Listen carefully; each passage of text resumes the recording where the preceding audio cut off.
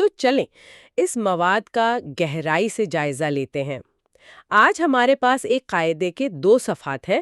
سبق نمبر 1، حروف مفردات۔ جی، حروف مفردات۔ اب سننے میں تو یہ بہت بنیادی لگتا ہے، الف، با، تا۔ بالکل، سب یہی سوچتے ہیں کہ اس میں ایسی کیا خاص بات ہو سکتی ہے، لیکن یہ دستاویزات ایک بہت ہی چونکا دینے والا دعویٰ کرتی ہیں۔ اور وہ یہ کہ ہم میں سے اکثر شاید زندگی بھر ان حروف کو ایک خاص اردو لہجے میں پڑھتے آئے ہیں۔ جی، اور آج ہمارا مقصد اسی کی درستگی پر بات کرنا ہے۔ بالکل، اور یہ صرف لہجے کی بات نہیں ہے۔ ہمارا مشن ان 2 صفحات کو محض ایک چارٹ کے طور پر نہیں، بلکہ صوتی پیداوار یعنی ووکل پروڈکشن کے لیے ایک تکنیکی ہدایت نامے کے طور پر پرکھنا ہے۔ واہ، تکنیکی ہدایت نامہ یعنی منہ کے لیے ایک یوزر مینول۔ جی ہاں، اور اس مینول میں 3 بنیادی اصول چھپے ہوئے نظر آ رہے ہیں: لہجہ، وزن اور وقت۔ تو آئیے اس مینول کو کھولتے ہیں۔ سب سے پہلی ہدایت جو پہلے صفحے پر سبق کے عنوان کے فوراً نیچے دی گئی ہے، وہ ایک تنبیہ ہے۔ جی، اس میں صاف لکھا ہے: حروف مفردات کو تجوید قرات کے مطابق عربی لہجے میں ادا کریں اور اردو تلفظ سے پرہیز کریں۔ اور پھر مثال بھی دی ہے، یعنی بے، تے، فے سے پڑھنے کے بجائے با، تا، سا پڑھیں۔ یہ تو پہلی ہی سطر میں ایک بہت بڑا چیلنج ہے۔ بہت بڑا۔ یہ ایسا ہی ہے جیسے کسی گٹارسٹ کو کہا جائے کہ وہ زندگی بھر پک غلط طریقے سے پکڑتا رہا ہے۔ ہاں، یہ ایک بنیادی چیز کو ان لرن کرنے کا مطالبہ ہے، جو سب سے مشکل کام ہوتا ہے۔ یہ بے سے با کا سفر صرف تلفظ کی تبدیلی نہیں ہے، یہ تو پورے صوتی نظام کو آپ کہہ لیں کہ ریسیٹ کرنے کے مترادف ہے۔ آپ نے بالکل صحیح کہا، یہ ایک ریسیٹ بٹن ہے، اور اس کی وجہ خالصتاً میکینیکل ہے۔ اچھا، وہ کیسے؟ دیکھیں، جب ہم اردو میں با کا نام لیتے ہیں تو ہم کہتے ہیں بے۔ اس کے آخر میں ایک ہی آواز ہے، جیسے انگریزی میں ڈے یا سے۔ جی، اس میں جبڑے کی حرکت اور ہونتوں کا پھیلاؤ شامل ہے۔ بالکل، لیکن یہاں دی گئی ہدایت کے مطابق عربی لہجے میں یہ آواز با ہے، جس کے آخر میں آ کی آواز ہے، جیسے کار یا سٹار میں۔ اچھا، تو اس میں منہ عمودی طور پر کھلتا ہے؟ جی، یہ 2 بالکل مختلف جسمانی حرکات ہیں۔ واہ، تو اس کا مطلب ہے کہ یہ صرف سننے میں مختلف نہیں، بلکہ اسے پیدا کرنے کا طریقہ کار ہی مختلف ہے۔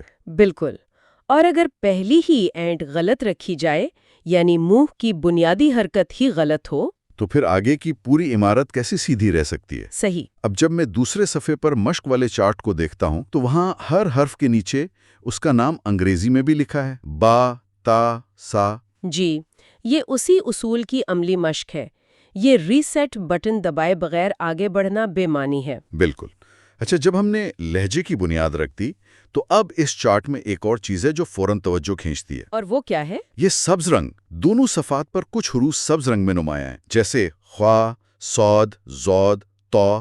ہاں، زواد، غین اور قاف بھی۔ جی، میرا پہلا خیال تو یہ تھا کہ شاید یہ وہ حروف ہیں جن کا تلفظ مشکل ہوتا ہے۔ لیکن یہاں تو خا اور غین بھی ہیں جو اردو میں عام ہیں، تو اس رنگ کی وجہ کچھ اور ہونی چاہیے۔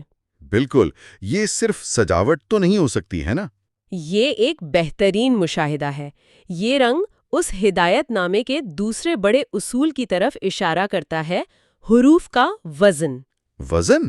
جی، وزن۔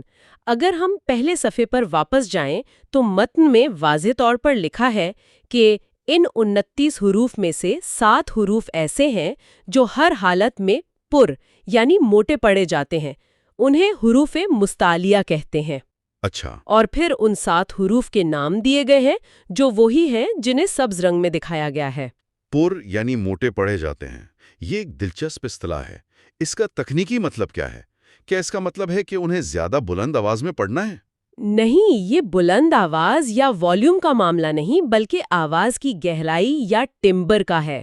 اچھا۔ متن کے مطابق اس کا مطلب ہے کہ یہ حروف ہمیشہ منہ بھر کر ادا کیے جاتے ہیں۔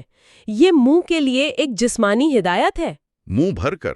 جی، ان حروف کو ادا کرتے وقت زبان کی جڑ گلے کی طرف اوپر اٹھتی ہے، جس سے منہ کے اندر ایک گونج یا ریزوننس پیدا ہوتی ہے۔ آواز بھاری، گہری اور موٹی ہو جاتی ہے۔ اچھا، اس کی کوئی مثال؟ یوں سمجھیں جیسے باس گٹار اور وائلن کی دونوں تاروں والے ساز ہیں، لیکن باس کی آواز گہری اور بھاری ہوتی ہے جبکہ وائلن کی آواز باریک اور تیز۔ واہ، بہترین مثال ہے۔ تو یہ 7 حروف یہ حروف تہجی کے باس گٹار ہیں۔ یہ تو بہت واضح ہو گیا۔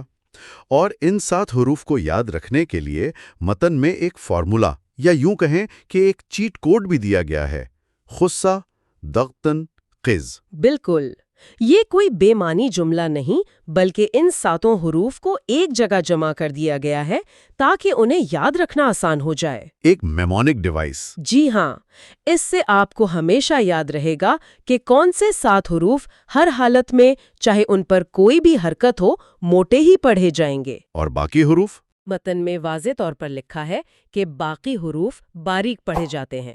تو ہمارے پاس 2 واضح صوتی کیٹیگریز ہیں، 7 بھاری حروف اور باقی باریک حروف۔ اور جو چیز اسے خاص طور پر مؤثر بناتی ہے وہ مشق والے چارٹ پر رنگ کا استعمال ہے۔ صحیح۔ یہ صرف ایک نظریاتی اصول نہیں رہتا، بلکہ پڑھنے والا ہر وقت اس فرق کو بصری طور پر بھی محسوس کرتا ہے۔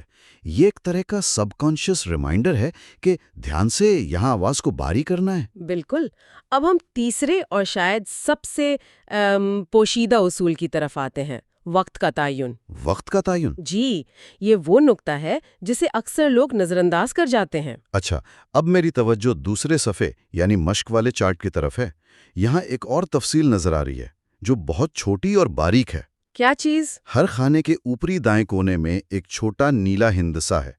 کچھ پر 1 لکھا ہے جیسے بے، تے، ہا اور را پر، لیکن کچھ پر 3 لکھا ہے جیسے جین، سین، لام اور نون پر۔ یہ ضرور کسی قسم کا کوڈ ہے۔ یہ کیا ظاہر کر رہا ہے؟ یہ کوئی معمولی کوڈ نہیں بلکہ وقت یا دورانیے کے لیے ایک انتہائی اہم پوشیدہ کوڈ ہے۔ اچھا۔ بعد میں اسے مد کے نام سے جانا جائے گا، لیکن یہاں پہلے سبق میں اسے بہت سادہ طریقے سے ہندسوں کے ذریعے سمجھایا گیا ہے۔ یہ بتا رہا ہے کہ ہر حرف کا نام ادا کرتے ہوئے آواز کو کتنی دیر تک کھینچنا ہے۔ تو اس کا مطلب یہ ہوا کہ 1 ایک مختصر آواز کی علامت ہے اور 3 ایک لمبی آواز کی، یعنی تمام حروف کو ایک ہی رفتار سے نہیں پڑھنا؟ بالکل نہیں۔ 1 کا مطلب ہے ایک مختصر آواز، ایک کاؤنٹ کے برابر۔ حرف کا نام جلدی سے ادا کیا جائے گا بغیر کسی کھنچاؤ کے، جیسے با، تا، را، بس ایک حرکت کے برابر۔ اور 3؟ لیکن 3 کا مطلب ہے ایک کھینچی ہوئی یا لمبی آواز۔ اس حرف کے نام کو زیادہ دیر تک، تقریباً 3 گنا زیادہ دیر تک کھینچنا ہوگا، جیسے جیم، سین، لام، میم۔ اچھا۔ ان حروف کے ناموں میں ایک فطری لمبائی موجود ہے اور یہ ہندسہ اسی کی نشاندہی کر رہا ہے۔ یہ تو ایک انقلابی خیال ہے۔ اس سے ایک اہم سوال پیدا ہوتا ہے، کیا اس کا مطلب یہ ہے کہ حروف تہجی کی ادائیگی میں ایک اندرونی تال یا ردم موجود ہے؟ جی بالکل۔ یہ تو بالکل موسیقی کی طرح لگ رہا ہے، جہاں کچھ سر مختصر ہوتے ہیں اور کچھ لمبے ہوتے ہیں، ہے نا؟ آپ نے بالکل صحیح تشبیہ استعمال کی۔ اس چارٹ کو اپنے منہ کے لیے موسیقی کی شیٹ یعنی شیٹ میوزک سمجھیں۔ واہ! حروف جو ہیں وہ موسیقی کے سر یا نوٹس ہیں۔ ٹھیک ہے۔ سبز رنگ آواز کی گہرائی، ٹمبر کی نشاندہی کرتا ہے، یعنی کون سے سر بھاری بیس والے ہیں اور کون سے ہلکے ٹریبل والے۔ اور یہ ہندسے؟ اور یہ چھوٹے نیلے ہندسے 1 اور 3 یہ وقت کی علامت یعنی ٹائم سگنیچر ہے، جو بتاتے ہیں کہ ہر سر کو کتنی دیر تک قائم رکھنا ہے۔ تو اس کا مطلب ہے کہ بچپن میں ہم سب موسیقی کے ایک بہت ہی بے سورے فنکار تھے۔ ہنستے ہوئے کہہ سکتے ہیں۔ ہم تمام سروں کو ایک ہی وقت میں بجا رہے تھے، با اور جیم کو ایک ہی دورانیے میں پڑھنے کی کوشش کرتے تھے۔ کبھی سوچا ہی نہیں کہ ان کے دورانیے میں اتنا فرق ہے۔ اور یہی وہ غلطی ہے جو آگے چل کر پڑھنے کی روانی اور خوبصورتی کو متاثر کرتی ہے۔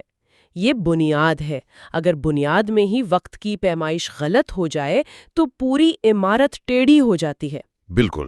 اب آئیے کچھ اور مخصوص صوتی گروہوں پر بات کرتے ہیں جن کا ذکر اس ہدایت نامے میں کیا گیا ہے، کیونکہ یہ مینول یہیں ختم نہیں ہوتا۔ جی ضرور۔ پہلے صفحے پر کچھ اور بھی درجہ بندیاں نظر آ رہی ہیں۔ ایسا لگتا ہے کہ یہ ایک مکمل صوتی ورکشاپ ہے۔ جی ہاں، حروف مستعلیہ کے بعد ایک گروہ حروف صفیریہ کا ہے۔ صفیریہ؟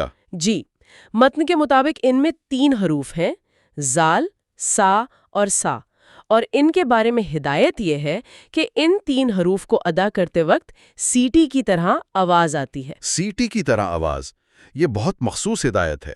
یہ صرف ایک آواز نہیں بلکہ ایک صوتی اثر، ایک ساؤنڈ ایفیکٹ پیدا کرنے کا کہا جا رہا ہے۔ بالکل۔ یہ دلچسپ ہے کہ یہ آوازیں فطرت میں بھی پائی جاتی ہیں، جیسے ہوا کی سرسراہٹ یا پرندوں کی آواز۔ جی، یہ ایک مخصوص صوتی معیار ہے جو پیدا کرنا ہے۔ ان حروف کو ادا کرتے وقت ہوا زبان اور دانتوں کے درمیان ایک تنگ راستے سے گزرتی ہے، جس سے ایک تیز سیٹی جیسی آواز پیدا ہوتی ہے۔ تو یہ ان حروف کی شناختی علامت ہے۔ اگر سا کی ادائیگی میں سیٹی کی آواز نہیں ہے تو وہ ٹیکنیکلی طور پر درست نہیں ہے۔ آپ نے بالکل صحیح پکڑا۔ یہ صرف منہ کی پوزیشن کا معاملہ نہیں، بلکہ اس پوزیشن سے پیدا ہونے والے مخصوص صوتی نتیجے کا بھی معاملہ ہے۔ بہت خوب۔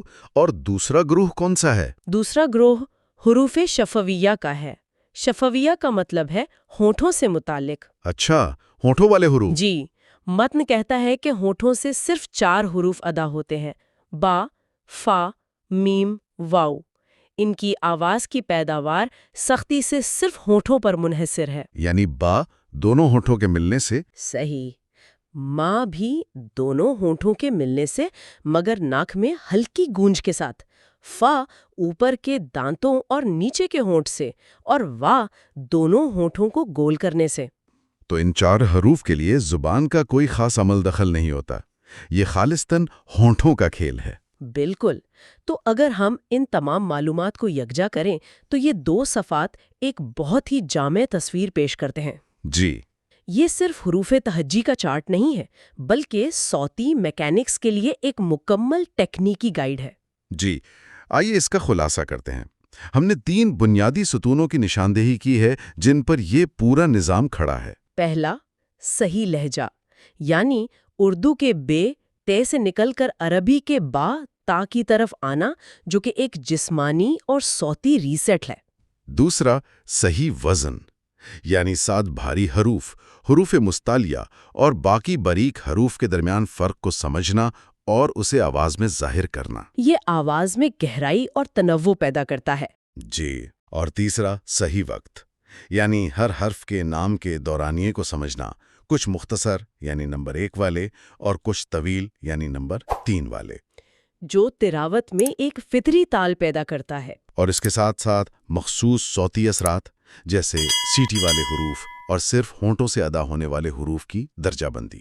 یہ سب مل کر ایک بہت ہی منظم اور سائنسی طریقہ کار تشکیل دیتے ہیں۔ بالکل، یہ زبان کو ایک ریاضیاتی درستگی عطا کرتا ہے۔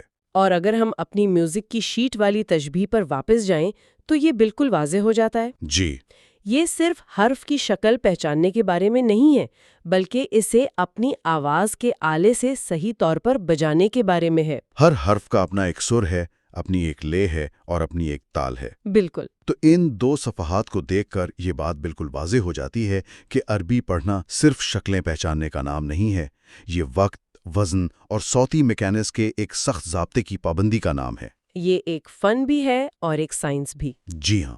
اور اس سے ایک آخری سوچ یہ ابھرتی ہے کہ اگر پہلے سبق میں ہی ان بنیادی اصولوں میں غلطی ہو جائے، اگر لہجہ غلط ہو، وزن کا احساس نہ ہو یا وقت کی پیمائش درست نہ ہو، تو پھر پوری زبان کی عمارت ایک کمزور بنیاد پر کھڑی ہوتی ہے جو آگے جا کر بکھر سکتی ہے۔